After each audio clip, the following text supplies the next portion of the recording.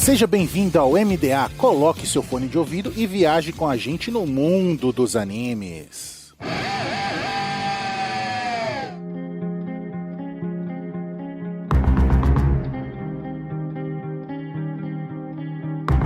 E estamos no ar com o MDA, seja um navio pirata ou em uma nuvem voadora, viaje com a gente no mundo dos animes. E nessa semana vamos viajar no mundo de Kaiju Number 8. Eu sou o Vulpix e seria loucura eu dizer que Kaiju Number 8 é mistura de dois animes, World Trigger com Fire Force? Não. Acho que um pouco. Eu acho que tá meio exagerado, talvez. Meio exagerado? Você acha? Acho que é um pouquinho de loucura. Eu diria que seria o World Trigger com Shingeki no Kyojin. Nossa, nada a ver. Nossa, cara, eu vou te dizer que não é a primeira vez que alguém compara Shingeki no Kyojin com Kaiju número 8, sabe? Eu achei bizarro. O protagonista que se transforma e é usado como uma arma.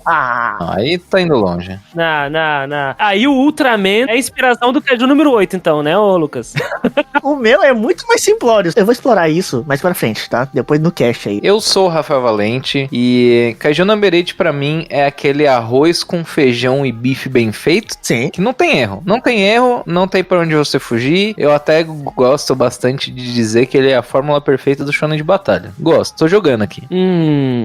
Não sei dizer se seria a forma, mas ok, entendo. Concordo que é um arroz com feijão. Você não gosta de arroz com feijão e um bifezinho? Eu acho que no arroz com feijão ele é até melhor do que o Black Clover, né? Não, mas é Black Clover também, né, cara? Olha aí, afirmações fortes aí, o fandom de Black Clover vai agora caçar sua cabeça, Lucas. Complicado, né? Que fandom, ninguém é fã de Black Clover nunca. Tá acabando com o podcast antes de começar. Tá, aqui é o Lucas e... O Godzilla seria um Kaiju número 0? Olha aí. Não, cara, ele é o Kaiju menos 1.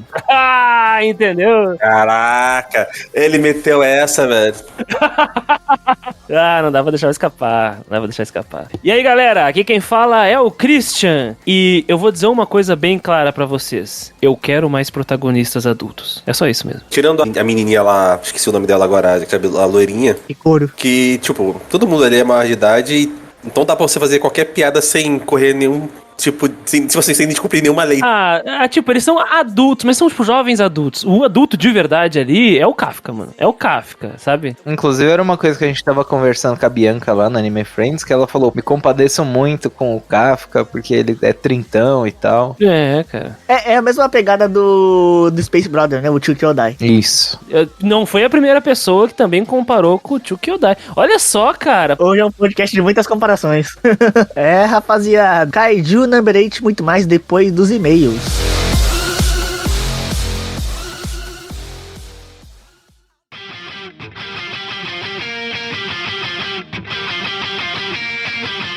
Gente, o patrão ficou maluco na Anime Hunter. Sim, nossos parceiros agora estão com 15% de desconto no Pix e no dinheiro e 5% de desconto no cartão com o cupom MDA. Também somos parceiros da Crunchyroll, o maior streaming focado em animes no Brasil, e Rádio J Hero, onde estamos todo domingo às 4 da tarde. Voltando para os dados técnicos de nome original Kaiju Hachigo, ou também conhecido como Kaiju Number 8. No Brasil chegou a mudar alguma coisa pela Crunchyroll? O nome? Kaiju número 8. É que no anime eles falam Kaiju número 8, que tá ok, né? Desculpa, eu peguei a mania de falar Number 8. A nomenclatura brasileira, ela tá Kaiju N8. Então, você pode falar tanto o número 8 quanto o Number 8. Então, ficou praticamente a mesma coisa. Tá valendo. Eu peguei falar Number 8, né? Não sei porquê. Eu também tô acostumado com o Number 8 por causa da Jam Plus. Isso. Do gênero de ação sci-fi, eu achei que tinha uma comédia ali também. Junto, mas não tem, né? Mas tem um pouco de comédia dentro do anime, né?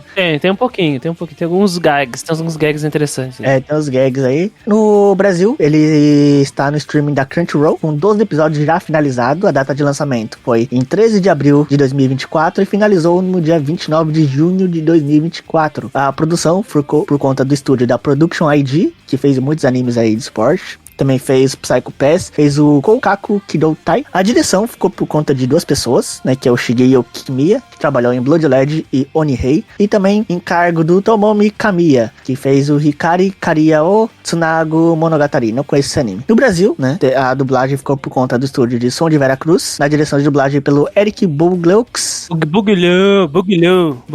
Esse cara é muito experiente com dublagem de anime, cara. Porque toda vez que eu venho aqui no MDA e estamos falando de algum anime que foi dublado recentemente, é ele que tá na direção. Não sei porquê, mas eu percebo que a experiência dele ajudou muito na qualidade da produção, porque, se não me engano, o Dungeon Meshi é ele também que fez. E eu participei aqui do MDA do Dungeon Meshi, e alguns erros que poderiam ter acontecido, que eram bem comuns em animes lá dos anos 90, dublagens dos anos 2000, traduções, etc., não passam aqui. Ele é um filtro muito bom, assim, e dirige muito bem o pessoal. Então, eu elogio a ele mais uma vez, deixa aqui, né? Assisti dublado. Interessante. O pessoal do estúdio do Som de Veracruz, eles têm feito bastante dublagem de anime, e todas elas muito boas, né? Uma qualidade muito boa. Sim, a dublagem é muito boa. Cara, eu assisti, acho que praticamente o anime todo dublado. Eu não assisti, acho que os 2 últimos episódios dublados, porque na época houve um atraso e aí eu acabei vendo legendado. Na verdade, o último episódio eu não aguentei, eu li o mangá, né? Eu esperei, cara. Eu assisti semanalmente, achei maravilhoso que saiu junto do Japão, dublado, até, infelizmente, os 2 últimos episódios ali. Acho que deu um atraso também no meio, mas demorou, acho que umas 2 semanas pra chegar os 2 últimos episódios. Aí chegaram, aí eu assisti. Assisti tudo de uma vez só. Eu já tinha acabado o anime. Foi muito bom, muito bom. Escolhi esperar, né? Já que falamos do mangá, a fonte, né? O mangá. Aí, de 13 volumes atualmente, até a data dessa gravação. Sim. A revista, né? Está por conta da Jump Plus, que é a revista online, né? Da Shueisha. E no Brasil está sendo publicado pela Panini. Alguém sabe quantas edições já tem pela Panini? Tá pra sair o 12. Eu acho que o 11 também saiu, só que ele deve estar disponível nas bancas, mas ele saiu em julho. Se eu não me engano, a checklist de editoras funciona mais ou menos assim. Quando ele tá anunciado pra julho, ele vai sair, tipo, nas últimas semanas de julho, começo de agosto, assim. O 12 tá pra sair em agosto, né? É isso. Uma coisa legal de falar também é que o Vux falou que ele é feito pela Jump Plus, né? E Kaiju Number 8 junto com Spy Family são, digamos assim, as ascensões da Jump Plus, né? Onde a Jump Plus começou a ganhar mais visibilidade, né? Onde a Shueisha começou a investir na Jump Plus pra aparecer mais em publicações online, né? Porque eles viram que o mercado online estava crescendo muito. E os dois mangás que encabeçaram esse projeto Jump Plus foi Kaiju Number 8 e Spy X Family. Então, a gente pode considerar aqui que ele faz uma boa parte da história do mangá online. Isso a gente pode considerar. Eu não digo que foi bem uma... Teve um investimento, com certeza, houve um investimento, mas eu percebo que o fato dessas obras terem feito sucesso também fez eles direcionarem bastante orçamento pra colocar algumas outras obras que chamem atenção lá. Tanto que outras obras acabaram migrando pra Shonen Jump Plus pra chamar mais atenção. Por exemplo, a parte 2 do Chainsaw Man acabou indo pra lá. Outras obras, como de alguns outros atores que participaram da Jump, acabaram indo pra lá, né? Então, o Kanata no Astra, do Kenta Shinohara, que é o autor de Cat Dance, ele foi pra lá, por exemplo. E outros mangás que estão fazendo bastante sucesso, que esse, no caso, ainda não tem anime, como o Dan Dan Dan, né? Sai lá. Então, percebe-se que eles, de fato, fazem bastante importância para a história do mangá online. Orgulho. E é meio que um movimento de mercado, né? Porque eles viram que a parte de webtoon, manhwa, essas coisas estavam tendo uma ascensão muito grande e a busca online, por isso, estava crescendo bastante. Eles precisam entrar nesse mercado de qualquer jeito. E aí eles criaram a Jump Plus para fazer isso, né? Inclusive, isso dá um outro podcast muito legal de se gravar, viu? É verdade. E é até uma curiosidade minha, que, por exemplo, de vez em quando eu vejo os toques da Jump, né? Que é aquele ranqueamento dos mangás, né? O Table of Contents, né? Os toques. E aí eu fico imaginando, por exemplo, aonde Kaiju Number 8 ficaria ranqueando, né? No 8. O cara meteu essa, né? O número dele já tá garantido, né? Essa é a verdade. O Undead Unlock, o Sakamoto Day, Jujutsu, geralmente eles ficam ali no intermediário pra cima. E eu acho que o Kaiju Number 8 também. Provavelmente vocês falaram zoando, mas eu realmente acredito que ele ficaria entre o 10º e o 6º lugar no ranqueamento médio. Se o autor lá, um autor de um mangá que tá lá na Jump Square, um tal de World Trigger, ele não tivesse aquele problema dele de saúde, ele estaria, pelo menos top 10 dos toques da Weekly Shonen Jump? Aí é porque antes de ir pra Square, ele fazia top 5 fácil, né, velho? Exatamente. Ele pegava top 5 com muita constância, então não vejo que fugiria disso. Mas realmente, Kaiju Number 8 eu acho que ficaria realmente no top 10 ali também. Há uma curiosidade sobre a publicação do mangá, só que dessa vez é no Brasil. Vocês sabiam que o Kaiju número 8 aqui no Brasil, ele teve capa variante no volume 1? É verdade. A Panini lançou 2 capas diferentes pro volume 1. Então percebe-se que a editora já estava apostando relativamente alto nessa obra quando saiu aqui, né? Pra fazer uma capa variante. Capa normal é aquela vermelha clássica, que aliás até é referenciada na abertura, né? E outra é um ônibus, um tombado, uma coisa assim. É, um ônibus capotado e o Kafka sentado em cima. E o Ureno embaixo, né? Isso, perfeito. Interessante. Mas eu vou dizer que eu gosto muito da capa vermelha, tá? Pra mim, as capas originais, tipo, que vem aqui no Japão, assim, e que também tá sendo publicado nos outros volumes do Brasil, eles são muito emblemáticos, né?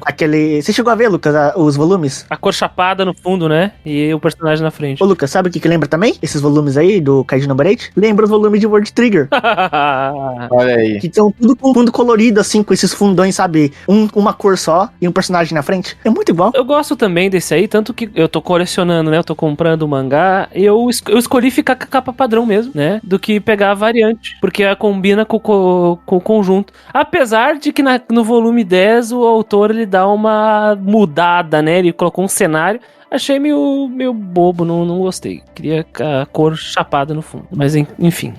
Valente, conta pra gente um pouco da sinopse do Kaiju número 8. O Japão é um lugar com o maior índice de aparição de monstros no mundo, já dizia o Godzilla, né? Sofrendo invasões todos os dias. No passado, o Kafka Ribino almejava fazer parte das forças de defesa, mas atualmente trabalha com uma empresa especializada na limpeza dos resquícios das batalhas travadas com os monstros. Certo dia, o rapaz tem seu corpo transformado por uma criatura misteriosa e recebe o codinome de Kaiju Number 8, das Forças Armadas de Defesa do Japão. A organização responsável por subjugar os monstros agora tem que lidar não só todos os kaijus, mas também com o Kaiju Number 8, que pode ser que seja um inimigo ou não, né? Exatamente. Podemos dizer que fica um pouco claro qual é a inspiração do autor, né? Do Kaiju número 8. Não sei. Qual é a inspiração, Cris? Antes de adentrar dessa seara e falar 2 das inspirações pra mim, que são as principais aqui, tá? Eu só queria comentar um negocinho. O autor do Kaiju número 8, que é o Naoya Matsumoto, né? Antes de fazer o Kaiju número 8, ele fez outros 2 mangás.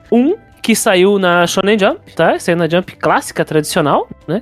Que é o Neko Wapa, que parece ser uma comédia, eu não li. Estou chegando a uma comédia com uma garota vestida de gatinho, que ela seria um deus na Terra. Que provavelmente foi cancelado. Terrivelmente cancelado, teve 13 capítulos, ou seja, ele foi completamente destruído no Table of Contents. A galera cagou, literalmente cagou em cima do mangá, se a gente para pensar, né? Imagina alguém limpando a bunda com as coisas. Que a Jump ela é feita com papel de baixa qualidade, né? Em vez de jogar fora, em vez de gastar papel higiênico, né? Tu pode usar como se fosse um papel higiênico. Imagina que limparam a bunda já com esse mangá, que ninguém ligou. Não tá muito, né, de hoje em dia, porque o personagem dele limpa o intestino, né? É verdade. E aí teve um outro que já saiu na Jump Plus, esse aí já em 2014, que é o Pochikuro, que teve 4 volumes e 43 capítulos, durou um pouco mais. Vou te falar que eu não conheço nenhum dos 2, viu? Pois é, e aí esse aí ele já lida com coisas sobrenaturais. E o Kaiju número 8, ele tem... Eu posso dizer que ele tem 3 inspirações, vamos lá. A primeira inspiração, pra mim, né, que imagino que pra todo mundo, seja Franz Kafka, A Metamorfose. Nossa, eu acabei de ler esse livro semana retrasada, tá? Sério mesmo?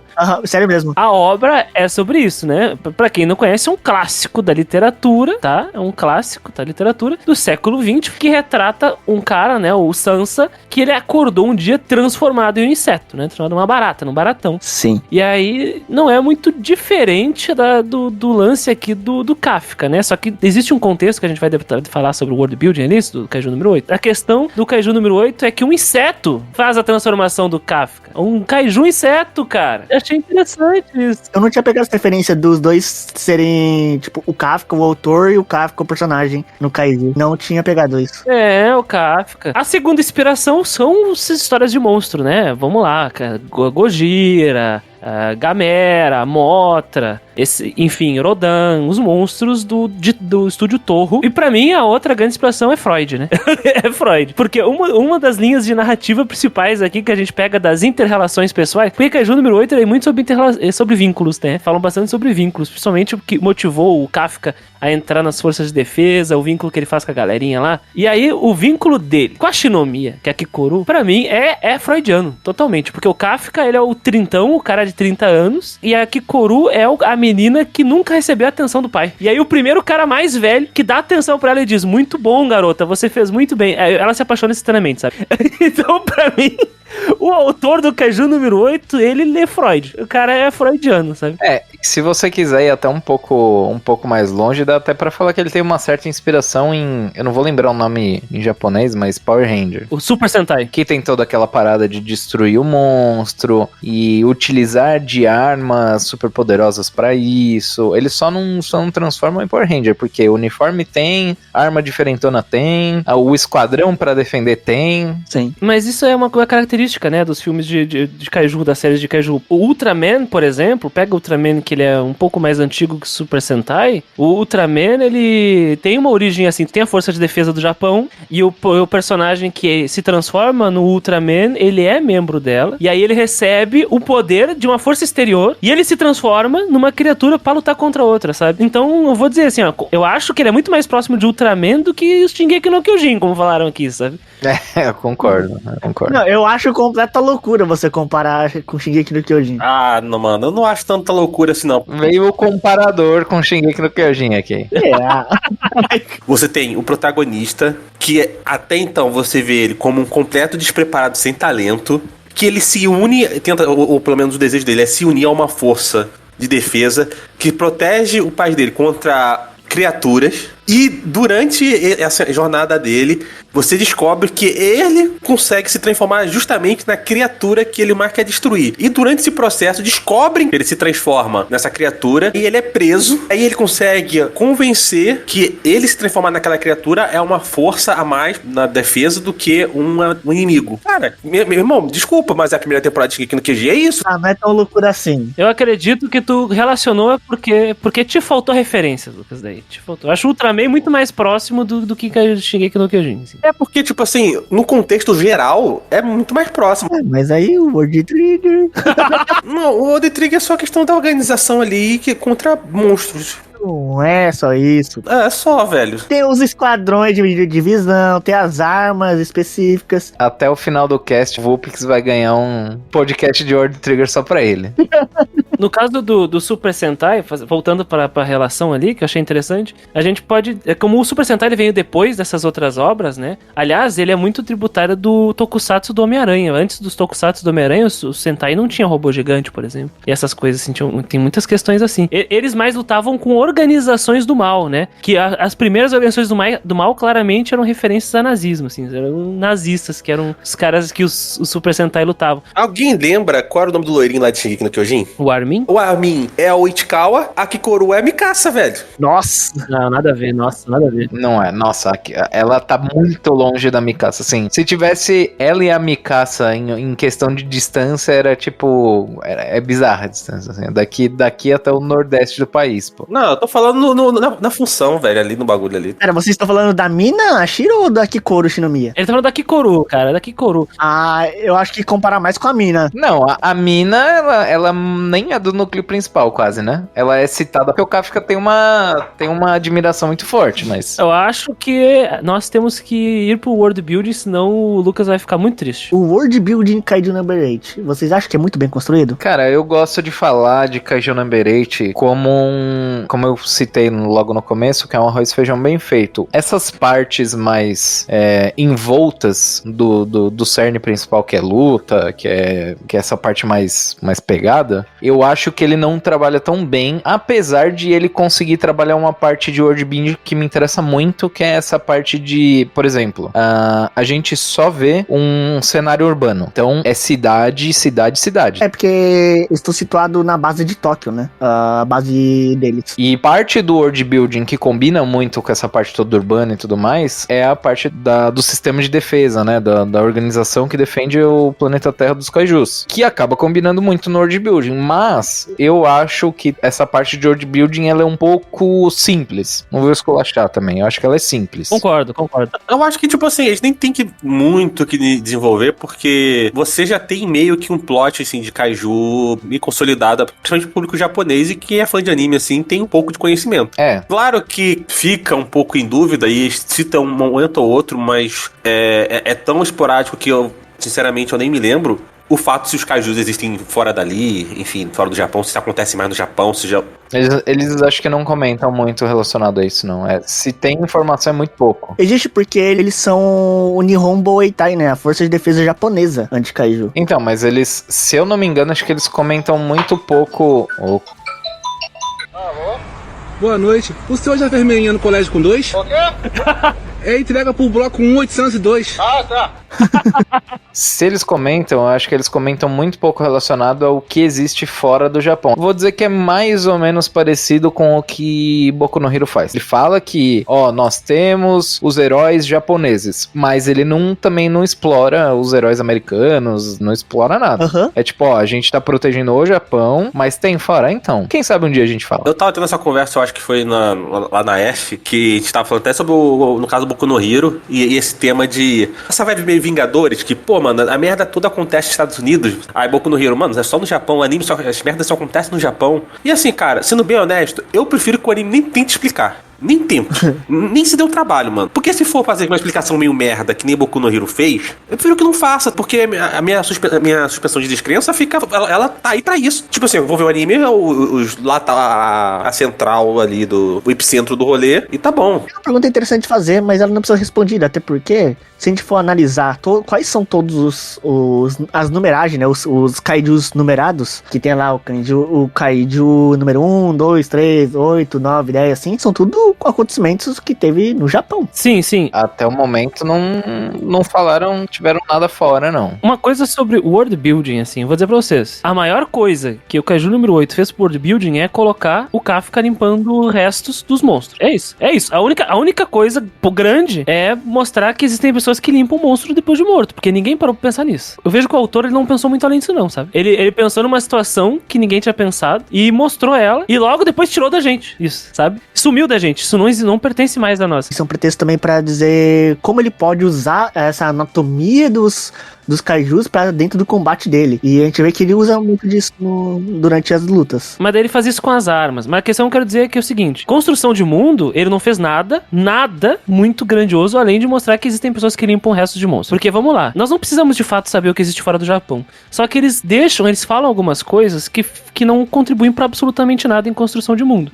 Teve o ataque de 1800 e pouco. Ok, então kaiju são coisas muito antigas. A gente pensa, são coisas anteriores à ciência moderna, né? Porque a abertura do Kaiju número 8, ele nos leva a entender que existem os kaijus são como se fossem produtos de coisas laboratoriais, sabe? Mas isso não é verdade. Eles são muito mais antigos do que isso. A gente pode até fazer um paralelo como os kaijus sendo os desastres naturais que acontecem frequentemente no Japão. Perfeito.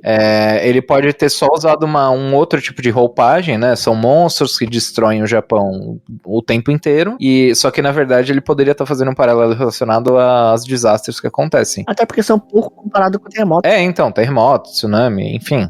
Mas também uma coisa legal da gente prestar atenção é que não necessariamente quando você deixa de explicar uma coisa que você tá deixando a informação vaga. Quando ele não fala assim, olha, esse mundo, ele é diferente, ele tem kaijus, e é só isso de informação que ele te dá, ele também está dizendo assim, olha, o fato desse mundo ter kaijus quer dizer que ele tem kaijus, mas ele é igual ao mundo que vocês conhecem na vida real. É justo. Mas me refiro não contribui com nada, é que as informações que eles nos dizem, que eu estou me referindo aos pequenos drops de informações, eles não contribuem necessariamente para desenvolver o ambiente que os personagens estão inseridos. Sim. Então, no momento que existe a força de defesa do Japão, anti-kaiju, sabemos que existem defesas anti-kaiju de outros lugares. A numeração, kaiju número 1, 2, 3, percebe-se que é uma coisa institucional deles. Sim. É uma coisa que foi criada para eles. Em outros lugares, isso não faz sentido, mas pro pessoal do Japão, faz sentido. Transformar os monstros poderosos numerados em armas é um conceito, massa. Isso é legal. É como se eles estivessem canalizando o poder deles em armamento. Isso é uma coisa estabelecida. Isso é legal. Mas, além disso tudo, a gente não sabe. A questão, porque o grande mistério agora, vamos lá, é uma coisa que acomete o leitor e o espectador ok, de onde é que vem esses caras? Porque se fossem só monstros normais atacando e destruindo tudo, como os filmes da Toho de Kaiju, que foi o que apresentou o conceito de Kaiju, como a gente tem, nós podemos, de fato, fazer uma análise. Nossa, o Gojira é uma representação das bombas atômicas. Ou o Rodan representa isso, a Gamera representa aquilo, representa eventos naturais. Pegar o Shin Gojira, que saiu dirigido pelo Hideaki Anno, é uma alusão ao tsunami, e depois a radiação. Maneiro. Só que no momento que o autor coloca uns kaiju em forma de humanoide, que fala, que pesquisa sobre a humanidade, que eles não fazem ideia como é que ela é, mas eles estão falando com a gente, por algum motivo sabe o nosso idioma. Ele tá querendo colocar um mistério aí, não tá? Sim, total. E aí no momento que eles colocam isso, aí eu acho que dá uma esvaziada na questão dos eventos naturais, sabe? Dá uma esvaziada, porque daí ele tá querendo colocar um monstro inteligente, que teve alguma origem que a gente não conhece, e eu vou dizer, vai ser muito pobre se algum motivo ele dizer que é alienígena, tá entendendo? Aí a gente já sabe o que vai virar o final, né? Vai virar Gantz.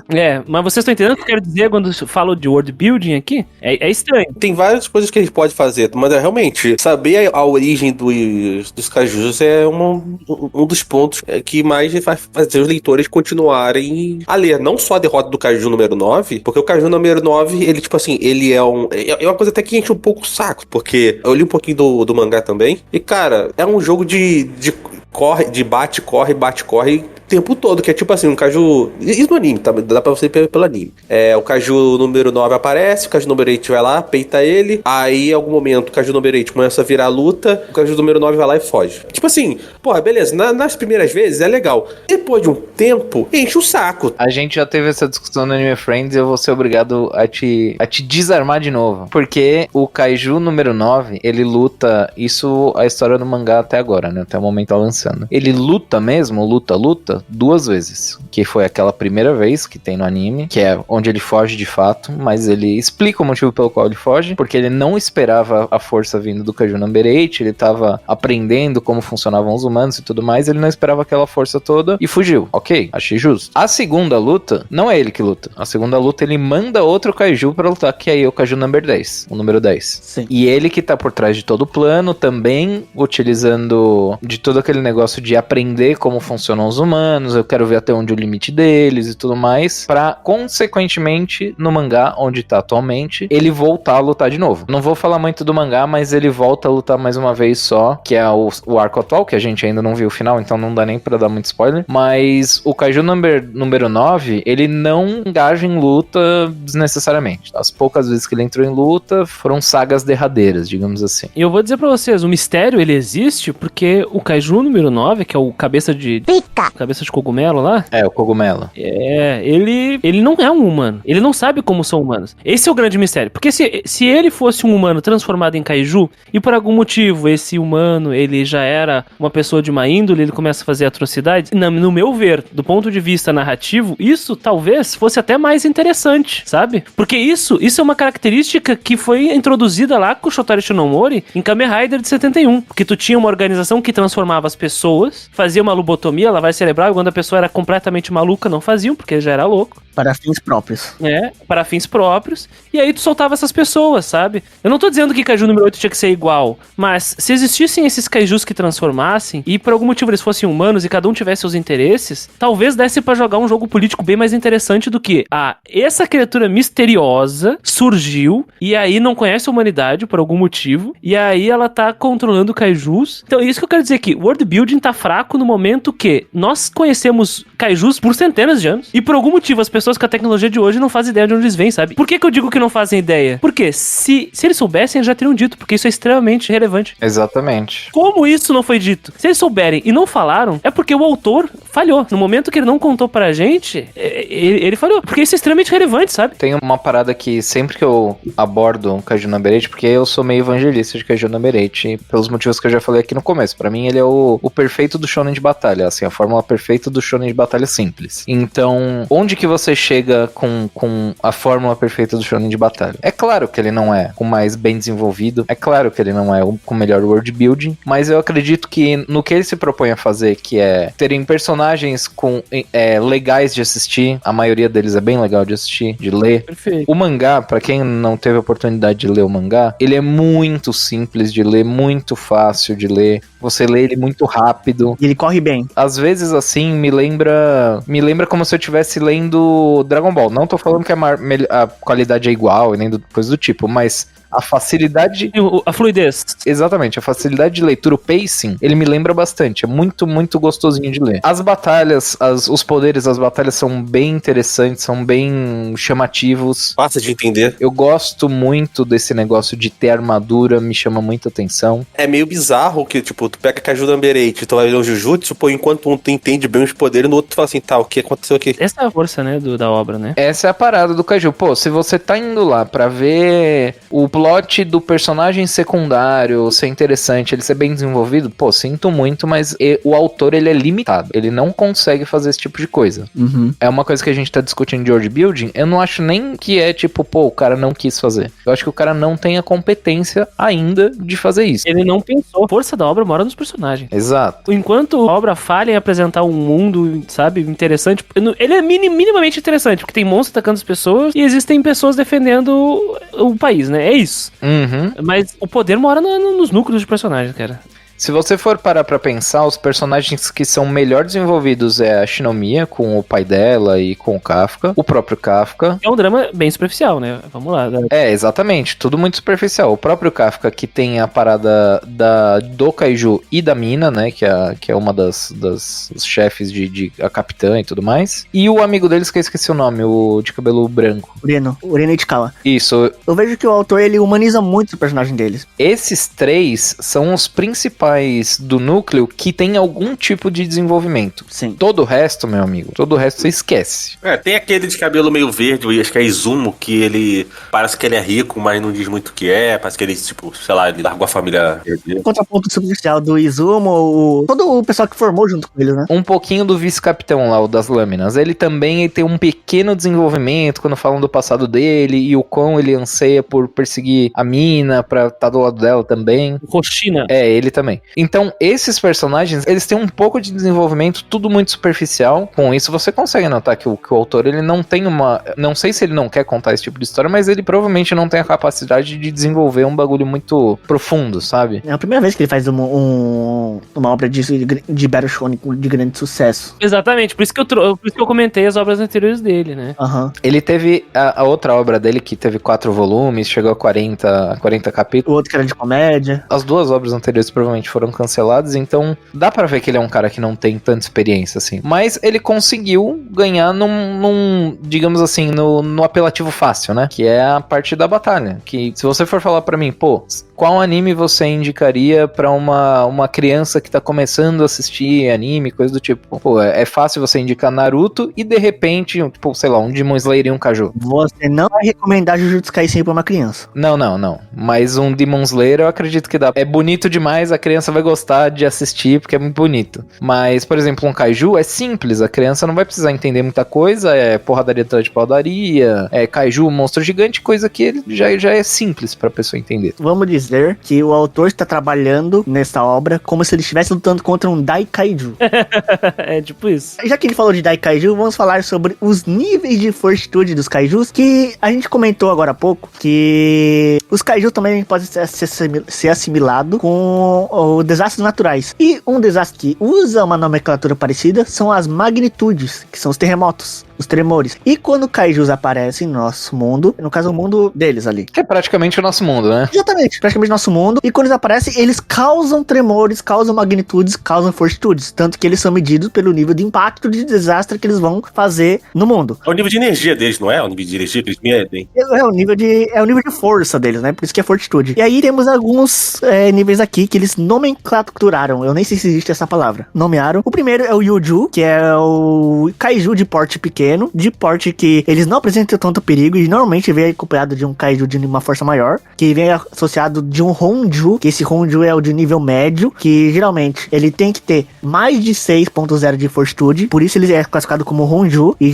geralmente eles guiam outros Yoju, que são aqueles kaiju de porte menor. Temos o Dai Kaiju, esses sim, são aqueles kaiju muito forte, muito difícil de se lidar, que são de fortitude de 8.0 pra cima, que aí já é uma escala muito absurda. Já precisa de um exército pra lidar com ele. Precisa de um exército, vários pelotões, precisamos ver às vezes até 2 divisões pra matar ou pra lidar com esse problemão. Temos aí que é o Shikibetsu Kaiju. Os Shikibetsu Kaiju são os kaijus identificados, que são os numerados, como por exemplo o Kafka Ribino é o número 8, temos aí, a gente falou do número 9 e também apareceu no anime o número 10. E no que isso impacta a gente saber no mundo deles? Por que é importante saber diferenciar os níveis, né, de fortitude? Porque para cada nível de fortitude, a sociedade lá dentro do mundo de Kaiju número 8, eles têm que lidar de formas diferentes. Às vezes, quando aparece um Yoju, ou aparece um Honju, ou aparece um Daikaiju, eles têm que ter métodos diferentes de precauções, de prevenções para a segurança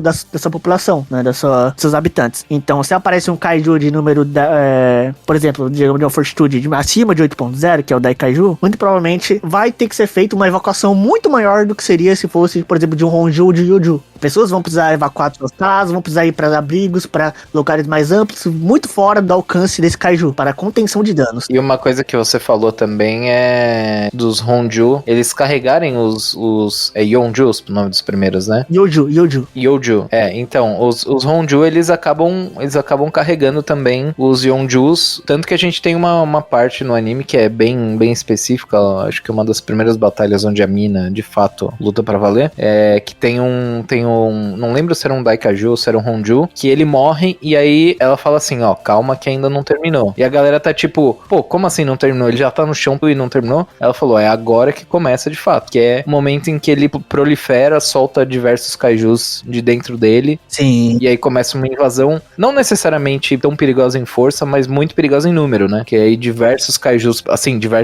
uma cacetada mesmo. Tanto que eles, se eu não me engano, usam CG pra dar só Ctrl-C, Ctrl-V nessa parte e um abraço. Porque desenhar a quantidade daquele jeito deve ser bizarro. E a gente tem essa demonstração no próprio anime, né? Eu acho que isso também é importante porque ele impacta diretamente nas forças de defesa. Porque a gente vê que não parece ser muito bem desenvolvido, inclusive acho que é o ponto fraco da história de Kaiju número 8. Não diria que é má vontade, mas a pouca criatividade e exploração do autor de conseguir desenvolver a parte de defesa do nosso lado. Parece que é muito raso, parece que é só um grupinho ali, até o momento do anime. É que toda essa organização de mundo e de como as coisas funcionam, ela é rasa, sabe? Ela é rasa, no geral rasa, assim. É que nem a gente falou, assim, a força, o poder da obra aqui mora nos personagens. E esses personagens é o núcleo principal, é o Kafka, é o brother dele lá, que é o Reno. Reno, é a Mina, que não é do núcleo principal, mas ela é parte do que dá motivação.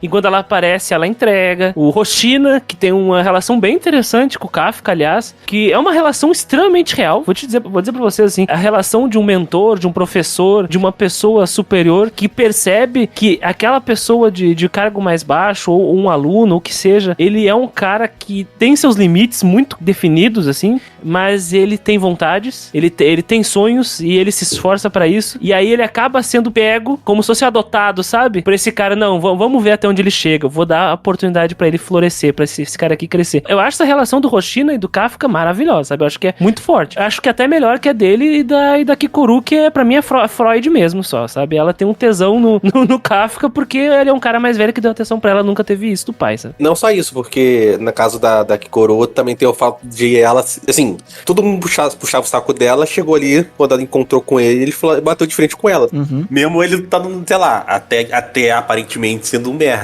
Aí ele disfarça, usa o poder do Kaiju ali. O Kafka que ele usou na frente dela, um pouco assim do poder, levantando aquele carro. Aí ele, não, mas eu só usei a parte que não dá pra ele ver. Aí ele dá uma porradão, fala, não faz sentido. Também tem um fator meio lógico de parecer que a força de defesa não é tão grande. Porque até a aparição do Kaiju número 9, eles entendiam que os Kaijus eram seres sem consciência, que agiam por instinto. Então, o anime mostra pouco, tá? Mostra ali o terceiro esquadrão, se eu não me engano, que é o deles. Mas se você tem ideia que se tem o terceiro esquadrão, tem o segundo, tem o primeiro e possivelmente tem um quarto, tem pessoas como a Mina, como o Hoshino ali em outros lugares. Então, assim, você tem outras pessoas de liderança que são fortes que para cuidar de outras cidades. Então, assim, se você entende... Claro, também aparece o comandante lá, que é o pai da Kikoru e tudo mais. Mas, assim, se você entende que os Kaiju são seres que não têm consciência, agem por instinto selvagem, eu acredito que o anime... O autor, ele entendia ali no universo dele que você não precisaria, dentro de uma unidade só, ter uma quantidade muito grande de personagens que fossem capazes de lutar contra um Daikaiju ou um Kaiju numerado. Não só isso, um Kaiju numerado, pelo que eu entendo, assim, sei lá, vocês mesmo falaram, mano, que enquanto tanto aí que existe os Kaijus e quantas vezes. Se tá no Kaiju número 8, antes dele tinha um 7, mano. Ou seja, sei lá, eu não sei qual a primeira vez que eles citam, um século. Em um século, apareceu 7 Kaijus numerados. Depois que começou essa enxurrada de Kaiju numerados a aparecer. Então, mas é uma coisa que eles comentam no próprio anime, né? Em algumas das reuniões que aparecem eles conversando e tudo mais, eles falam que a quantidade de Kaijus que tem aparecido nos últimos... Não vou lembrar exatamente, mas vamos falar. Nos últimos 10, 20 anos, ela é uma quantidade muito grande. E eles não estavam conseguindo renovar a quantidade de pessoas que estavam querendo entrar pra força de defesa com a quantidade de gente que morria. Então eles estavam cada vez mais ficando no déficit ali. Tipo, pô, morreu uma galera, só que no ano seguinte pra entrar pra força de defesa, a nota de corte passou tantas pessoas e morreram mais do que isso. Então já é meio que dito que eles estavam tendo ali um déficit de exército, digamos assim. Mas também é dito de que a galera que entrou nesse ano, que entrou a Kikoru, entrou o Kafka, entrou o Reno, entrou toda aquela galerinha de cabelo colorido e Edzinho que apareceu ali meio por cima, é dito também que essa leva é uma leva muito forte, muito promissora. Eles vão ser os alunos que vão conseguir salvar o mundo, né? É dito isso também. Então tem também essa parte de, digamos assim, manutenção de todo o exército, né? Esse fato é até usado pra admissão do Kafka. Se a gente manter do jeito que as coisas estão, a gente vai perder, velho. A gente precisa de pessoas que desequilibrem essa balança. Ter um Kaiju do nosso lado é uma parada que vai mudar esse equilíbrio. Porque, assim, a gente fala das armas numeradas, né? A gente até comentou, pô, por que não só pegar esse cara e transformar ele em arma numerada? As armas numeradas, como apareceu lá com o pai da Hikaru lá, que é o comandante, tipo assim, as armas numeradas, elas põem um esforço em cima das pessoas, dos usuários, grande. O Kafka se transformar no Kaiju número 8, ele consegue tirar muito mais poder do que uma pessoa utilizando o poder do Kaiju número 8 como uma arma numerada. Sim. Dentro da lógica, claro que tem toda a questão do fator Battle Shonen, mas tem uma lógica. Faz algum sentido eles manterem esse cara vivo aí. Realmente, tem o fato do Kafka lá quase perder o controle. É uma vibe meio, sei lá, mano. É Battle Shonen, né, mano? Battle Shonen que o cara se transforma em monstro. É o dilema do final do anime, da primeira temporada, que é, eles capturam o Kaiju número 8 e pensam, a gente vai matar ele por ele ser o Kaiju, ou a gente vai tornar ele nosso aliado, porque é uma força inestimável e a gente tá precisando realmente de aliados do nosso lado, porque ultimamente anda aparecendo muitos Kaiju numerados e a gente precisa de uma forma de lidar com eles. A gente humano não é o suficiente pra lidar com isso. E o Kaiju de Fortitude 9.8 é uma baita ajuda. Porque você deve estar vendo alguma informação, mas ali acho que não era nem 9.8 ainda. Desde o começo é dito que a primeira vez que ele aparece, a base confirma que o nível de Fortitude daquele Kaiju era 9.8, por isso que eles numeram ele como o Kaiju número 8. E na luta que o Kafka tem com o pai da Kikoru, o cara amassa uma porcentagem elevada da defesa do lugar lá, literalmente amassado. É um lugar feito próprio pra tancar esse tipo de briga e ele ainda quase destrói o lugar. E não tancou. Só não caiu porque sobrou um monte de barreira ainda, mas a principal foi amassada, foi devastada. E tipo assim, o dano da base era dano colateral, não era que tipo o Kaiju estava atacando a base, era dano colateral. De uma luta, exatamente. Se o Kafka ele não tivesse parado e dado o golpe nele mesmo, provavelmente ele teria matado o pai da Kikoru naquele lugar. Sim, o cara já tava bem mal ali. Já tava entregue já. Eu acho que ali é até mais interessante do que a gente pensar que, é Battle Shonen, o personagem tem que lutar e tal. Por que eu acho de interessante naquela cena? É que o pai da Kikoru, ele lutou desde o começo na esperança desse cara ser uma pessoa em vez de ser um monstro. Tá entendendo?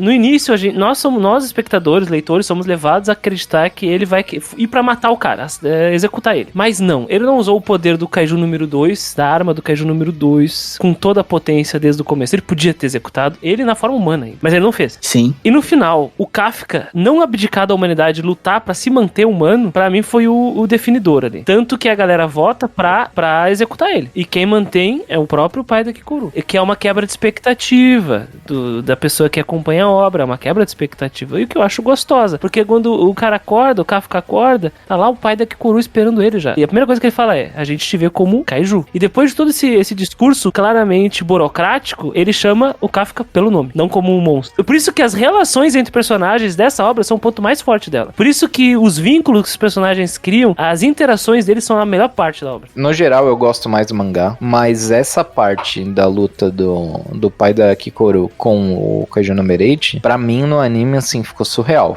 Melhorou muito essa luta, melhorou muito essa parte por inteiro, né? Esse mini arco que a gente tem. Ele é muito, muito, muito bonito e muito, muito bem animado. Esse mini arco aí, onde eles estão decidindo se o... Muito bem sonorizado também. Muito bem sonorizado também. Quando o Kaiju número 8, né, o Kafka, ele perde o controle, no mangá é uma coisa, é muito legal e tudo mais, mas no anime é outro patamar, assim, é muito bom. Uhum. Foi um dos melhores episódios, inclusive. É verdade. O protagonista que tem um monte, perdeu o controle, também não é um dos fatos mais originais. Né? Dá pra fazer um paralelo com a Kyuubi Naruto, né? É bem parecido. Você mostrar uma luta interna do personagem contra o seu monstro, né? Quem vai dominar quem? O demônio interior, né? Exatamente. Até ali, em nenhum momento, deu a entender que o Kafka poderia perder o controle. É o primeiro momento que ele perde o controle. E aí, assim, a minha interpretação, e aí vocês podem me corrigir, é porque até ali, em nenhum momento ele foi realmente colocado sob pressão, sob risco de vida. Isso, é um fator psicológico. Primeira vez que ele é pressionado realmente de vida ou morte, e aí ele perde o tipo, o Kaiju tomou conta dele. É uma curiosidade, até assim, fazer uma correlação, que eu espero muito que o autor não faça a cagada, que é justificar como ele foi ganhar esse poder. Cara, eu por favor, cara, que não seja meramente aleatoriedade. Alienígena. Vendo o que o cara tá fazendo no mangá, acho que ele não vai explicar nenhuma. Eu acho que ele não vai. Olha, eu não avancei tanto, sabe? Eu li uns 30 capítulos à frente de onde o anime parou. Então, não sei dizer muito bem. Acho que eu cheguei até mais ou menos o capítulo 70, por aí. Ele não parece querer ensaiar a explicação de nada, tanto porque ele não tá nem querendo saber de nada também. Tipo, ele não... Galera no... Eu não vou dar spoiler, mas ele não tá indo muito pra esse rumo, não. O negócio dele é fazer lutinha. Mas em algum momento ele tem que explicar como que, tipo, um Kaiju, um ser humano é infectado pra virar Kaiju. Ele tem que explicar isso, pelo menos, em algum momento, cara. Isso aí tem. Do ponto de vista de análise de roteiro, assim, se a gente for analisar, eu concordo com o Luca. Um roteiro bom não precisa necessariamente explicar tudo, tá? Porém, o roteiro, ele tem que respeitar algumas convenções que ele mesmo apresenta. Por exemplo, vamos pegar aqui. O Kafka nunca perdeu o controle da sua forma Kaiju na história. E do nada ele perdeu o controle ali. E aí a gente pode dizer que ele tava sob pressão, ok. Do ponto de vista de roteiro, o ideal é que ele já tivesse em conflito antes. Pra isso se pagar nessa luta. Porque isso ficou meio que do nada. Vamos lá, vamos ser sinceros, né? Até agora ele não perdeu o controle. Uhum. Ele foi colocado sob pressão e por algum motivo ele resolveu matar o pai da Kikuru. É isso que aconteceu. Agora, uma coisa que não aconteceu ainda, aconteceu agora. Nós vimos uma visão interna do Kafka. E ele tava preso. E ele tava encarando aquele inseto que, sei lá, entrou no corpo dele, penetrou a garganta dele, sei lá, aconteceu ali. E aquele inseto aparecendo imagino que seja uma visão simbólica, né? Uhum. É meio tipo aquela parte interna do Naruto com a Kyuubi, lembra? É, tipo isso. É que às vezes é meio literal. No Dragon Ball era literal. Quando o Majin Buu engolia as pessoas. O que acontecia lá. Imagina que seja simbólica, né? Que nem no próprio Jujutsu acontece isso, né? Tu tem aquele inseto, o inseto com a boca aberta, é como se o inseto fosse consumir o Kafka, né? Consumir. É uma visão nojenta. Se fosse a luta do Kafka contra o monstro pra ver quem fica sob controle, faria mais sentido ele enfrentando a forma dele monstruosa, e não um inseto. Se aparecer um inseto, significa que tem algo aí. E se tem algo aí, é pra fazer sentido, né? Aí o autor se colocou numa armadilha. Isso ele vai ter que explicar. É que aí a gente já vai entrar muito numa parada do mangá, não quero comentar muito, porque provavelmente vai sair uma segunda temporada de Kaiju número 8. Não, vai, já tá confirmado. O momento em que Kaiju número 8 está no mangá agora, ele é um momento muito delicado, onde, como posso dizer, é difícil do mangaka sair do lugar que ele se colocou. conta. Então é um pouco complicado aí. Mas acredito que o único caminho que ele vai acabar tendo pós o final do arco que tá acontecendo agora é ir pra esse lado onde ele passa a explicar da onde os kaijus vêm, pra onde eles vão, qual o intuito deles. Eu acredito que o único caminho que ele tem é esse. Fazer a sessão Globo Repórter.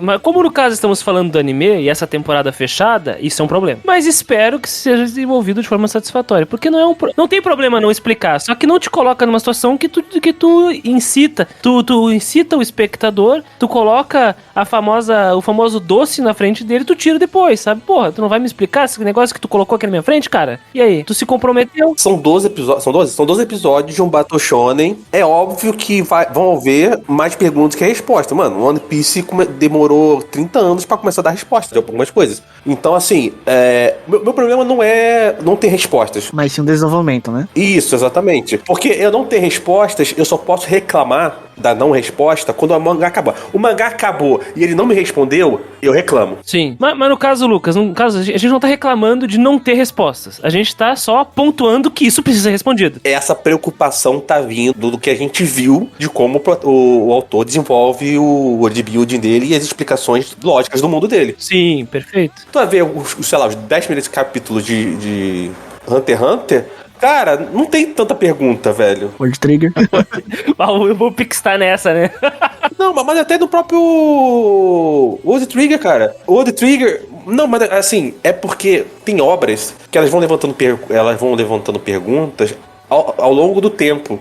O Kaiju Number 8, até pelo tipo de universo que ele é, que é um universo muito parecido com o nosso, com um mundo muito parecido com o nosso, ele levanta poucas perguntas sobre aquele mundo, porque você já conhece, mano. É o mundo que tem carro como a gente, tem televisão como a gente, que tem ônibus, trabalho, enfim. É um mundo como o nosso. Tem Kaiju como o nosso mundo. Que tem Kaijus, e aí Kaijus fazem algumas interações de mundo diferente. Então, por exemplo, como existe Kaijus, existem pessoas estrelas, né? Pessoas falam estrelas, não digo não artista, mas estrelas de fama, influentes, não influências, mas influentes daquele mundo, que são os capitães que matam Kaijus. A Mina, mano, todo mundo respeita a Mina, conhecida por bastante gente. Então, assim, é uma interação daquele mundo que só existe, que a gente conhece, mas como tem o fator Kaiju, lá funciona um pouquinho diferente. E aí, qual é a questão aqui, só pra eu não me alongar muito? Existem poucas perguntas, mas a maioria delas já existem desde o começo do episódio 3. Você já tem as perguntas, que é exatamente como o Valente falou.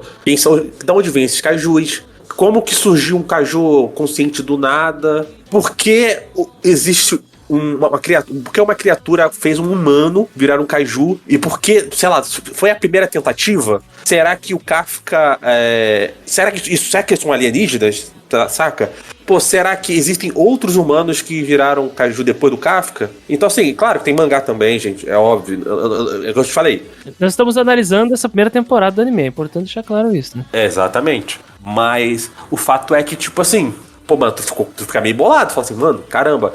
E tem aquelas coisas que a gente compra, né, a nossa descrença, suspensão de descrença, aceita, ok, dá um ok, que é a questão do mundo, pô, você tá em Kaiju no Japão? Cara, a gente assiste, mano, a gente é fã do Homem-Aranha. A gente é fã de um monte de super-herói ali que o mundo tá acabando e o cara tá salvando o gatinho ali. Ao mesmo tempo, na saga lá dos outros, os caras estão salvando o universo. Então, assim, cara, gay, saca? Tem algumas coisas que a gente aprende pelo nosso próprio bem, a ignorar. Mas tem algumas coisas que vão precisar ser respondidas. No final do dia, cara, eu acho que todo mundo assiste o Battle Shonen pra... Primeiro, ação. Todo mundo assiste Battle Shonen por ação. Segundo, por bons personagens. E terceiro, coerência, cara. Eu acho que o anime se mantendo com um escalonamento de poder, o mangá também, no caso, um escalonamento de poder coerente e com que faça, assim, sentido dentro dos personagens ali, pra mim tá super de boa, porque a gente citou Dragon Ball, cara, uma coisa que me tirou de Dragon Ball, assim, você tá Dragon Ball porque vocês falaram que o flui parecido, né, o fluxo de leitura, assim, é bem agradável também. Cara, mas uma parada que me tirou de Dragon Ball é porque, mano, me dá muita raiva, o cara mais forte do universo é o fulano, aí eu passo 2 volumes, ele não é mais forte do universo, tem um cara que é muito mais poderoso,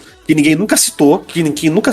Pô, o cara era mais forte que aquele cara que era mais forte do universo, mas ninguém nunca sabia. Então, assim, me tira da obra. Sim, você está explicando que não tem coerência. Dragon Ball... Mano, desculpa, quem é fã de Dragon Ball não tem coerência. Então, assim, Kaiju Number 8, mantendo bons personagens, mantendo coerência e boas lutas, ele vai longe. Se ele responder a essas perguntas que a gente falou, aí, tipo assim, ele sai dali do 6-7, pode entrar pra um 8-9.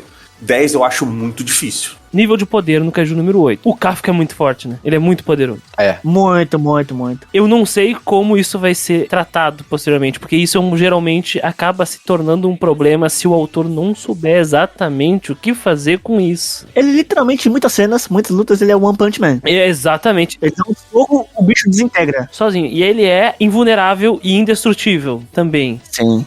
Inclusive, se vocês repararem, a própria escala de poder que o mangá dá, né? Que é tipo, pô, a gente conhece kaijus... A gente usa a nossa escala de poder até o número 10 de poder. E a gente já tem kaijus com 9.8. Então, eles têm pouco espaço pra trabalhar. E até porque o Kaiju número 9 que veio depois dele, ele é... O quê? Ele era 6 ponto alguma coisa? É porque ele muda, né? Porque ele tem aquela versão menor dele, depois ele cresce e aumenta. É, ele tem o desenvolvimento de poder dele conforme as coisas vão passando, né? É, o número 10, se eu não me engano, ele começa a 8 e alguma coisa, e aí quando ele se transforma, vira 9.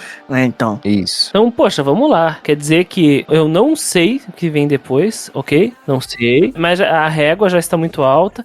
E levando em consideração as regras impostas, apresentadas pelo autor, significa que pro Kafka, sendo o Kaiju número 8, ele ter um desafio físico, o autor vai ter que apresentar o Kaiju número 11, 12, 13, 14, 15, sucessivamente aí, né, na obra. A não ser que exista todo um desafio psicológico, existam questões políticas que venham muito forte, mas eu acho que talvez não seja o desenvolvimento que o autor quer, porque ele quer batalha, né? Como a gente falou aqui, o lance da batalha. Tendo um vislumbre aqui do futuro do mangá, eu acredito que ele não vai ir muito longe, não. Não será uma obra muito longa, no caso. Não.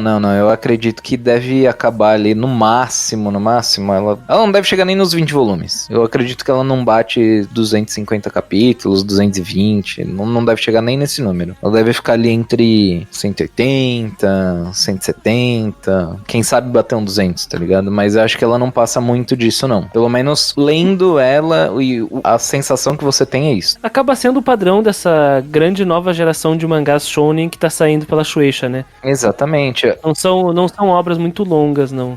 Eu prefiro que seja isso do que vir um Naruto com aquele fitão tenebroso. É uma coisa que a gente tem visto que é aquele famoso, né? Quanto menos história você conta, menor a chance de você errar. Então, toda uma escola de mangá nova, né? Os editores da Jump, eles estão começando a entender de que o One Piece vai acabar eventualmente, e aí o mangá que mais vende na revista vai acabar, então eles têm que emplacar autores de qualquer jeito. Kaiju Number 8, não só o fato dele ser um dos grandes nomes da Jump Plus, provavelmente ele tá tendo uma assessoria gigantesca em relação a editores da Shueisha. Ele deve estar com alguns dos editores que são fortes na revista, e provavelmente eles estão utilizando desses momentos não só para os autores se desenvolverem, mas também para ter aquele descanso e aquele cuidado com saúde que a Jump nunca teve, né? A Jump sempre escravizou autor, Togashi tá aí, né? Então eles estão tentando fazer esse negócio de, o One Piece vai acabar, a gente precisa desenvolver novos autores e precisa dar descanso pra eles, então vamos fazer histórias mais enxutas. O que acontece hoje em dia com One Piece, de ter um anime de 1000 e tantos capítulos, é uma coisa que a gente vai ver cada vez menos. É um outro tempo. Hoje em dia, chegar em capítulo 500 vai ser, assim, um caso. Dificilmente a gente vai ter mangás chegando nesses números. Isso também na indústria de anime também. Também. Que era uma coisa que a gente já discutia há 20 anos atrás. A gente sempre falou que o anime semanal infinito era um problema, né? Com Bleach, Naruto e One Piece na época. E isso demandava muito dos estúdios. E era um problema, tanto que o One Piece não sofreu tanto disso, mas Bleach e Naruto tiveram fillers, assim, bizarros. Que inclusive, o Bleach foi um dos motivos pelo qual eu dropei o anime, foi que no meio da cena do Kyoha indo lutar com o Ichigo, ele entra uma saga filler e depois volta depois de, 6 meses. Então, hoje em dia é um pouco mais difícil disso acontecer com as temporadas tendo um espaçamento de 1 ano, 2 anos pra cada uma delas. Tem um outro detalhe também que é importante lembrar. Acho que dá pra até fazer um podcast aqui no MDA, ou Vulpix. Sim. Sobre essas grandes mudanças editoriais. Não existem muitas coisas documentadas, porque é muito recente, mas da nossa percepção de consumidor acho importante a gente falar, né? Tem um outro detalhe interessante que é exportação também, né? Exato. Porque se percebe que o mangá no mundo ocidental também, tá? Não é só no Japão, mas a Europa, que é um mercado, a França é o segundo maior mercado de quadrinhos do mundo. Na França, nos Estados Unidos, mangá é o que mais vende. Mangá é o quadrinho que mais vende. Então, os comics clássicos aí de super-heróis da Marvel DC estão perdendo pra mangá. Editoras clássicas como a Bonelli, ou outras como publicam coisas como o Tantan, como pegar um outro exemplo aí, o Asterix e tal, perdem pra mangá. E lançar obras extremamente longas não é muito atrativo pra cliente, sabe? No geral. Obras com início, meio e um fim próximo, ou vindouro fim, é algo que faz vender quadrinho, cara. E mangá tem um super poder gigante que é histórias completas. Sabe onde começar e onde termina, tá entendendo? Exato. Então, pra vender é um troço assim, ó, que funciona muito e tá dando certo. E eles não querem perder o dinheiro internacional, porque quadrinho internacionalmente dá muito dinheiro, o mangá, né? Quadrinho japonês. E eu acho que, tipo, para as editoras vale muito a pena você ter ali mangás curtos, fechados, e com autores que vão ganhando cada vez mais nome, né? No que esses autores forem indo e voltando. Porque, assim, mano, fazer um mangá de sucesso é muito difícil. Fazer 2 mangás de sucesso é difícil pra... Sei lá, mano, você pode contar aí, talvez nos dedos, quantos autores conseguiram emplacar mais de um mangá de sucesso na Jump. Mano, é raro, mano. É o Togashi, é o Yusei Matsui. Do Satsuki Yoshitsu, né? Isso, Deus do Samurai agora. Então, assim, mano, é muito raro, mano. É muito raro. Não tem jeito, o Oda é gênio.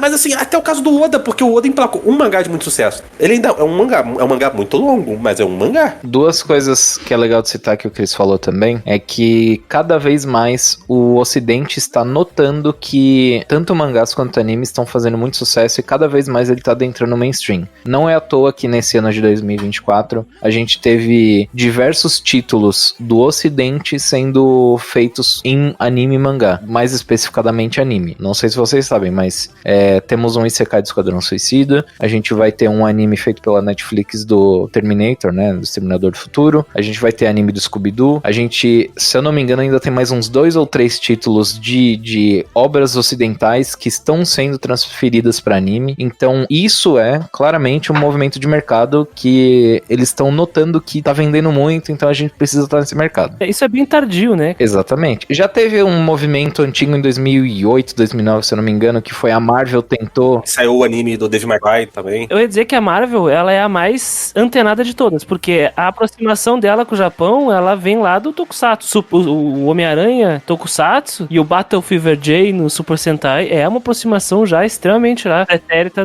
da Marvel. 2008, 2009, se eu não me engano, eles fizeram uma coletânea de... Com a Madhouse.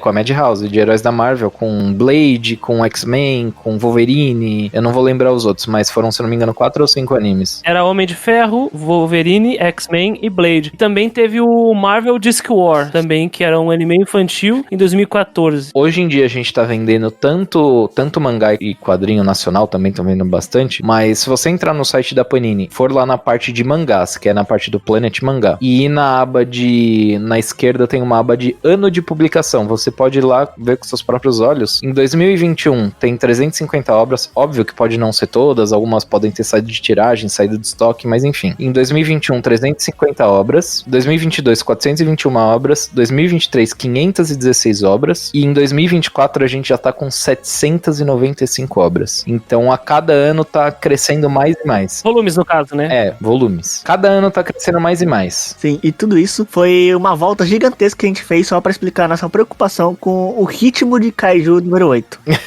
Porque o autor, ele vai ter que terminar logo, senão, se ele se estender, ele vai passar muito mal. Esse é o lance. Esse é o lance, a argumentação. Mas vamos voltar pra falar do anime. O anime inteiro, a gente, desde o começo, a gente tem aquele dilema que é do Kafka Ribino esconder a sua dupla identidade. Ele vai se revelar quando que ele é o Kaiju número 8. E foi revelado já. Quando ele vai sair do armário. Exatamente. Quando ele vai sair do armário. Quando ele vai ser revelado como Kaiju número 8. Vocês acharam que foi um momento propício e que foi uma boa revelação? O impacto foi positivo da forma que o autor, ele revelou quem é o Kaiju número 8 para as forças armadas da defesa do Japão? Foi o momento certo? Cara, eu particularmente gosto do jeito com o qual ele foi revelado, porque ele não foi revelado, tipo, não descobriram ele não foi revelado de bobeira. Ele foi revelado pra ter um momento catártico. Ele precisou. Exato. Onde ele fez o que ele se propôs a fazer desde o começo, que era salvar pessoas. Sim. Ele sempre quis entrar no esquadrão de defesa pra salvar pessoas. E o que ele fez foi basicamente salvar pessoas. Se ele não tivesse lá como Kaiju e não conseguisse acabar com aquele meteoro, basicamente ia todo mundo de ralo. E você acha que a reação dos personagens dentro da trama foi uma reação justa? É uma reação natural, ou melhor dizendo, da descoberta do Kaiju número 8 ser uma pessoa, ser um ser humano? Eu achei até que eles foram um pouco soft, na verdade. Se eu descobrisse, eu ia ficar um pouco mais do que eles, assim. Mais chocado, pelo menos. Sentimento de traição, assim, sabe? Eu acho que a mina, ela teve um pouco de choque, um choque muito grande, né, na verdade. Mas se você for parar pra ver a galera, no geral ali, a galera que tava no dia a dia com ele, que tava estudando ali junto com ele, essa galera ficou mais assim, tipo, pô, eu gostava tanto dele, não sei o que lá, decepcionada, mas não... Eu acho que daria uma pimentadinha ali nessa relação, acho que seria um pouco melhor, mas a gente sabe que ele não é tão forte nesse tete-a-tete aí. Sim. Eu concordo. Eu acho que o choque ele deveria ter vindo mais forte, né? Mas... enfim. Mas é inegável que a cena foi icônica. Ele fez bem. O pós é meio fraquinho, sim. Mas o pós da batalha e da prisão, acho que cumpriu. Tipo, ele ser preso, a forma que a instituição tratou ele, eu acho justo. Mas eu me refiro do núcleo ali próximo dele. Porque era uma galera que, pô, o pessoal tomava banho junto, todo mundo já viu o de todo mundo ali, os caras faziam brincadeira. Eu acho que ali foi meio estranho, mas de resto, como é incrível que o Kafka seja adulto. É verdade. Pra mim, essa é a parte mais legal de todo o Kaiju número 8. E não só um adulto de 19, 20, 21 anos, sabe? Ele é um adulto de 30. Então, cara, o fato dele ser um homem, sabe? Uma pessoa adulta, um adulto, e ele ter a barriguinha, tá entendendo? E ele ser um cara que passou por muita coisa na vida, ele tentou e falhou. Isso é mais incrível de qualquer outro shonen de lutinha, de carinha de 14, 15 anos que solta poder que destrói montanha, sacou? Pra mim, isso já paga a obra inteira. O fato do Kafka ser um adulto de verdade. A mina também tem a mesma idade dele, né? Pois é, mas ele é zoado, ele é muito engraçado, né? A mina é admirada, pô, gostosa, poderosa, empoderada, e ele é a mesma coisa, tipo, da mesma idade, tiozão, vovozinho, tá? A mina é fitness, ela tá inteiraça, né, filho? O Kafka já tá mais desleixado, tá ligado? O Kafka tem 32 anos, a mina tem 27. São 5 anos de diferença. Ela não chegou a 30 anos ainda. Ela não trintou ainda. Mas a mulher que nem vi, né, irmão? Passou dos 30 só melhora. Que isso? Eu tenho 29, velho. Eu falo que, mano, a minha idade é perfeita, velho. Até 30, 32 ali, a minha idade é perfeita. Porque se eu chutar pra baixo ali, 25, 26, eu tô bem. Se eu chutar pra cima, 35, 36, eu também tô bem, velho. Então, mano, 30 anos é a melhor idade pro homem, velho. Eu vou dizer que tu tá errado, Lucas, no ponto de que tu te limita à tua própria idade. Tu não tem que te limitar à tua própria idade. 50, 60 tá valendo também, ô Lucas. Não, aí já tá esculacho, pô. Eu vou dizer pra pessoas que eu não lembro quanto que eu tenho, acho que eu tenho 26. É isso aí. Às vezes eu penso que é 26 ou 27, não lembro. Mas vocês não acham legal o fato dele ser adulto, cara? E o fato dele ser um cara que já passou por um montão de frustrações, tá entendendo? A gente se identifica. Na última prova que ele faz, ele já guivou. Ele já falou que eu não vou passar, eu tô fazendo pra cumprir tabela, eu já sei que eu não vou passar, é uma frustração que eu vou ter pelo resto da minha vida, e é isso aí, já tinha aceitado. Mas ele teve ali o apoio do Reno, foi pra cima, acabou conseguindo, e é uma coisa que a gente pode fazer meio que um paralelo com a nossa vida, né? Pô, tem certas coisas que a gente tenta uma vez, tenta outra, às vezes a gente deixa o sonho um pouco de lado, e aí de repente a gente volta nesse sonho, porque a chama reacendeu por algum motivo. Então é um paralelo interessante de fazer com a gente mesmo, né? Tem algumas coisas que pelo personagem ser adulto é muito mais fácil trabalhar. Até o próprio drama interno, porque quando você vai pro personagem mais jovem, sempre tem aquele ar de meio de imaturidade, assim, saca? Tipo assim, pô, mano, cala a boca, velho. Tokyo Revengers, vamos lá. Dê nome aos bois, né? Tokyo Revengers tem um cara adulto que age feito um adolescente. Então vamos lá. O Kaiju número 8 fez um ótimo trabalho com o protagonista. nisso, sabe? Não, e tipo assim, o Kafka, ele age em alguns momentos como imaturo, mas também com uma imaturidade muito mais... Inocente. Não é maturidade, eu digo inocente. Eu acho que nem ingênuo é a palavra, ele é só uma pessoa muito boa, porque ele, por exemplo, quando ele se transforma lá no Kaiju número 8 pra salvar a galera, ele sabe das consequências, ele sabe Ele sabe que vai dar merda, ele faz mesmo assim. Ele fala, cara, a minha vida toda eu queria ser alguém pra poder salvar as pessoas. Agora que eu tenho poder, eu não vou fazer pra me proteger. Não, eu vou lá, mano. Tipo assim, se eu morrer depois disso aí, cara, eu morri salvando a galera. Tô de boa. E esse dilema é extremamente justo, porque ele queria salvar pessoas. E aí, se ele virar monstro, talvez ele não possa mais continuar no grupo lá. Talvez ele seja preso, talvez seja morto, mas ele vai estar abdicando do sonho dele e dos ideais dele, dos princípios dele. Por isso que ele se transformou, porque ele não abdicou dos princípios, sabe? Isso é maravilhoso. Ele tem o princípio e tem o sonho dele, que parece que é a mesma coisa, porque em muitos momentos andam juntos, mas não necessariamente são. Que é tipo assim, qual é o sonho dele? É lutar contra os Kaiju junto da mina. Esse é o sonho dele. Ele quer ser alguém que lutar contra os Kaiju junto dela. Só que o princípio dele é salvar pessoas, ser alguém digno e salvar pessoas. Então assim, muitas vezes isso anda do lado de ele se transformar em alguém para lutar junto com a mina. Só que quando acontece aquela cena lá que ele tem que salvar as pessoas, ele fala assim, cara, qual é o meu sonho? Meu sonho é um dia crescer aqui dentro da força e me tornar alguém digno para lutar junto com a mina. Mas o meu princípio é usar a força que eu tenho para salvar essas pessoas. Aí ele olha qual é o princípio dele e o sonho dele. E ele fala assim, não, vou botar o meu sonho de lado e vou agir por princípio. E aí ele vai lá e se sacrifica. Então, isso é incrível. É o que eu digo, os personagens carregam a obra aqui. O cara fica muito bom, um personagem muito bom. Ele está sendo muito bem trabalhado. O desenvolvimento dele é um dos maiores, se não o... É claro, ele é o principal. Mas ele está sendo muito bem construído com aqueles ponentes que a gente disse relacionado aos Kaiju. Mas o personagem Kafka, ele é muito bem construído. E a mina, quando ela, tipo, assim, ela não chega a dar aquela risada de canto de olho, mas tu vê que ela tá contente, meio, tipo, orgulhosa dele. Tanto é que, tipo, ele faz as ações dele, ela fala, paga 20 aí. Aí ela paga 20 e fica olhando assim de canto de olho, assim. Tipo, é que ela não desfaz o perfil dela de comandante, mas, pô, tu vê claramente que ela fica feliz quando... Que todo mundo chama ela de comandante Ashiro, né? Comandante Ashiro? Não, é... É, mina Ashiro. Então, todo mundo chama ela de comandante Ashiro e ele chama, não, mina! Aí todo mundo assim, cala tua boca, mano. Como tu tá achando que é o quê, mano? É uma cena muito bonita, quando ele tava lá no não um camburão, né? Não um camburão. Que ele pergunta se ele ainda pode lutar ao lado dela, mesmo ele se tornando um kaiju. E ela diz que estará esperando ele para sempre. Tem um negócio que eu sempre trago quando eu participo do MDA, é que eu sou o sommelier de abertura e encerramento, né? Eu também. Encerramento, eu gosto dele. Sim, Tribune Republic é uma banda americana, né? A música do encerramento é da hora e eu gosto da temática de ser lembranças, né? Adoro essa coisa. Gintama tinha muito disso, adoro Gintama. Então, mas a abertura, a música é legal, mas eu vou dizer pra vocês que eu não gostei da abertura. Eu gostei muito do encerramento. E eu acho que o Lucas vai ter um problema muito grande na hora da edição do podcast, porque talvez possa direitos autorais, viu, Lucas? Porque é pelo Republic. Eu ia falar exatamente isso. Se eu não me engano, tanto a abertura quanto a ending são de bandas do Ocidente. Então, provavelmente tu vai ter problema. Meta um cover, mano, tá tudo certo. Procura a versão Eurobeat. Essa sempre tem. Eu tenho ranço com essas aberturas e encerramento que ele quer... Mete lá um monte de imagem poligonal espelhada. Sabe o que eu quero dizer? Poxa, cara, que preguiça, sabe? Preguiçoso. Não combina nem com a temática do anime. É, tu intercala e tal, mas daí... Só por no final tu fazer... refazer a capa do volume 1. Ah, por favor, sabe? Vão... Mas, Cris, o encerramento... O encerramento é bom. O encerramento é bom. É uma obra de arte. As músicas, o cenário, o tema, sim. Tem até um peixe kaiju lá engraçado no encerramento, sabe? É engraçado. É uma música muito boa. É uma música muito maravilhosa. E tem uma curiosidade engraçada sobre kaijus. Vocês sabiam que esse papo de kaiju e coisa natural, né?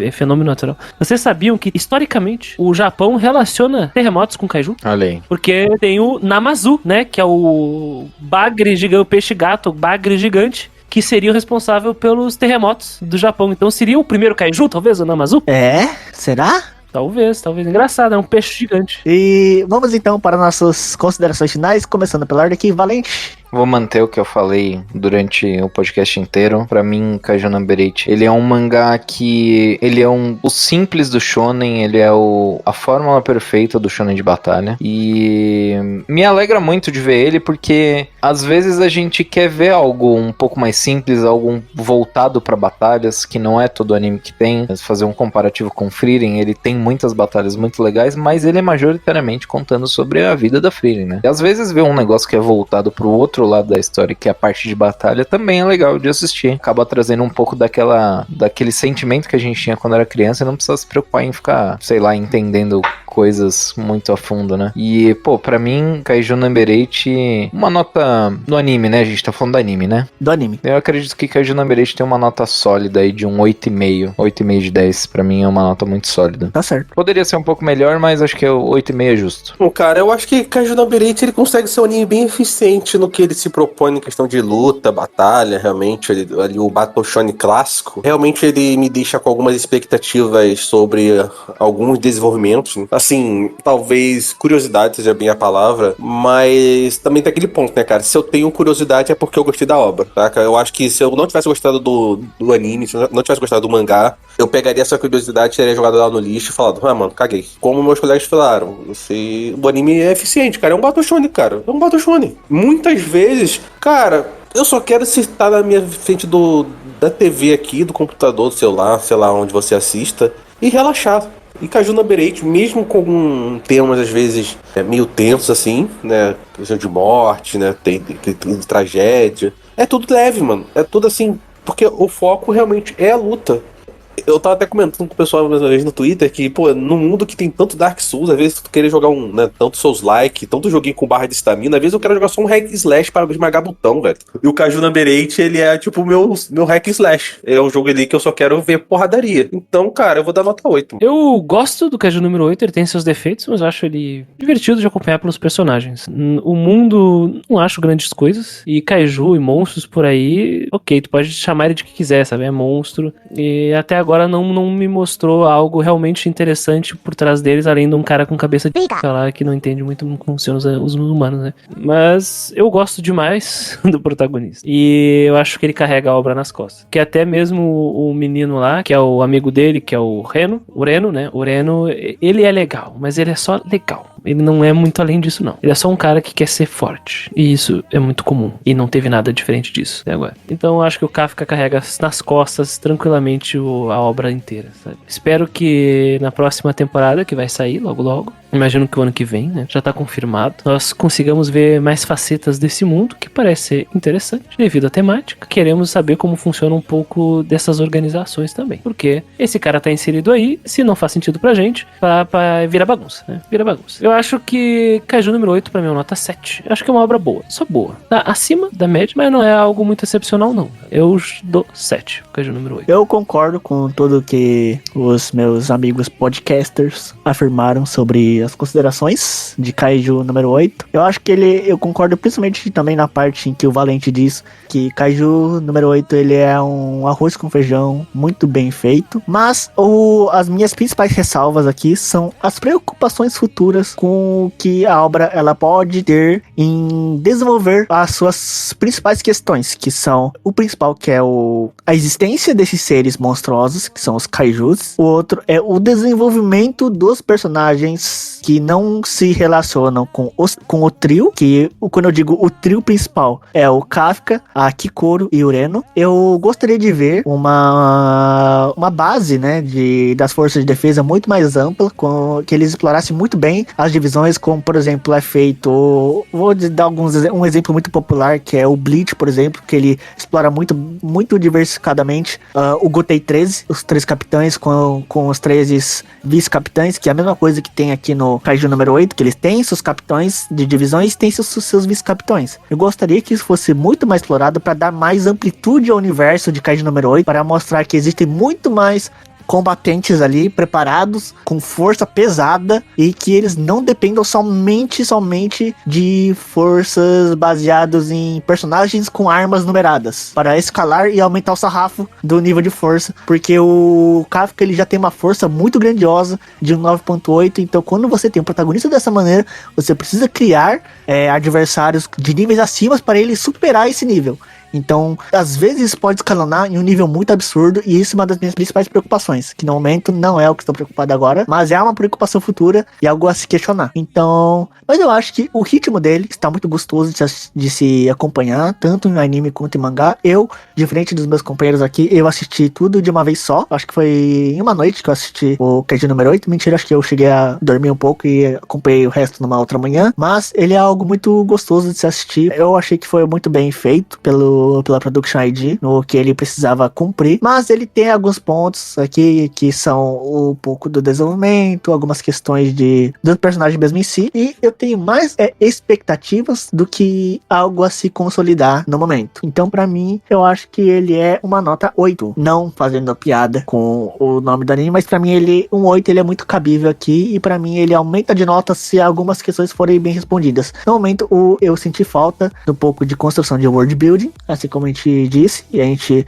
citou os pontos que vocês ouviram muito bem. 1, 2, 8, 1, 7 e... um 7 do Chris e um 8,5 do Valente. Fazendo a média aqui, nós temos um corte de 7,8. Pra mim é uma boa nota pra Kaiju número 8. O nível de fortitude desse cast é 7,8. Caraca, limitou essa. Do cast não, da obra. O podcast é 10. Tá certo, muito bem citado. Isso já é um Daikaiju, não é? Não é, um Daikaiju é 8.0. Olha aí. Quem sabe no próximo podcast da segunda temporada ele não vira um Daikaiju. Gostaria aqui de finalizar o podcast, como sempre, agradecendo nossos apoiadores, para o Bruno Rezende, Carlos Petroni, Guilherme Lores, Henri Yamaguchi, Lucas Batista e Nathan Kleiman. Vocês podem também nos dar o feedback através dos agregadores do Spotify, deixando uma mensagem lá. Você pode também dar uma nota para o podcast. Você pode enviar um e-mail para que o Lucas, o Raul, o Bruno, eles possam ler na parte aqui da nossa caixa de e-mails, na nossa parte de leitura de e-mails. Você pode enviar um e-mail para o podcast@mundodosanimes.com e nos apoiar também no catarse.me/MDA, que você pode estar conversando com a gente também. Você pode indicar temas para a gente gravar nos podcasts. Às vezes a gente tem alguns podcasts, como por exemplo de Pokémon, que a gente abre para que vocês possam voltar em algumas das nossas escolhas. Vocês podem interagir mais com o podcast e com o conteúdo da gente, tá certo? Agradeço a participação de todo mundo aqui e tchau!